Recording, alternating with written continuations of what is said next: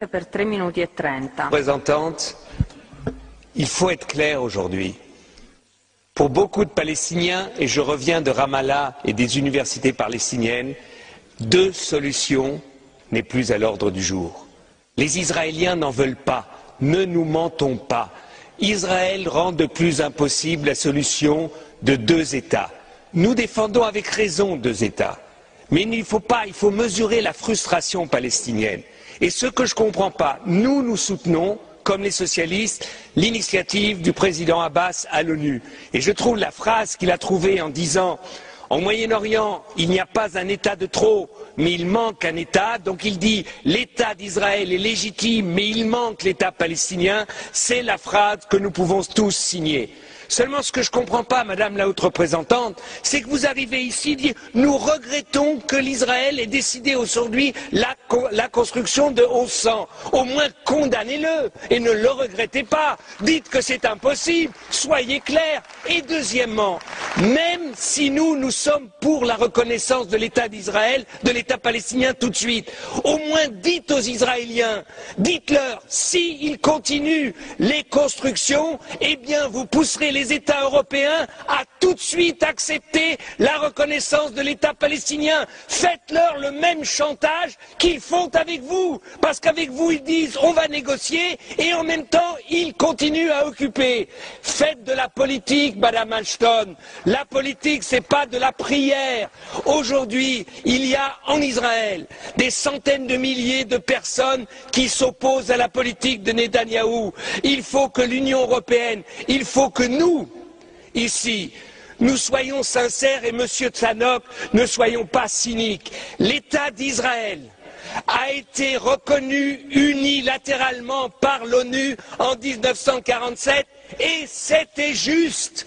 C'était juste. Il n'y a pas eu de négociation avec les pays arabes et c'était juste. Et quand Monsieur Tannock, vous nous dites que Israël soutient les Palestiniens avec de l'eau, Israël vole l'eau des Palestiniens et leur revend. C'est ça que vous appelez soutenir?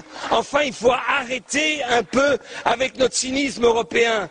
Si aujourd'hui, nous nous levons pas tous et nous disions aux Israéliens, votre paix, la paix d'Israël, Israël pouvant s'intégrer dans un espace du Moyen-Orient, même de rêver des États-Unis du Moyen-Orient, où tout le monde aurait sa place, Israël doit comprendre que c'est dans son intérêt le plus intime qu'il y ait un État palestinien.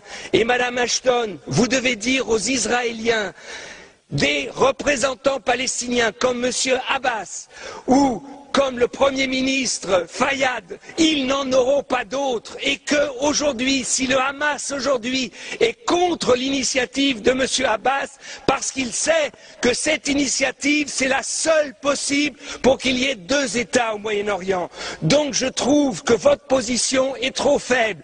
Vous n'avez à aucun moment dit ici comment vous pouvez obliger les Israéliens à négocier. C'est un mensonge incroyable. Ils disent on va négocier sans conditions parce que sur le terrain, on est en train de changer les conditions. On est en train de continuer l'occupation. Donc dites aux Israéliens où ils arrêtent tout de suite les colonies, la colonisation et la construction, où l'Union européenne soutiendra tout de suite la reconnaissance de l'État palestinien maintenant dans la 66e réunion des États de l'ONU. Si vous ne le faites pas, Madame Ashton, eh bien, vous verrez que dans 6 mois, il n'y aura pas de négociation. Dans 1 an, on en sera là où on en est aujourd'hui. Vous reviendrez ici, vous dites il faut que les Israéliens et les Palestiniens comprennent que ce n'est que par les négociations qu'ils arriveront à la paix.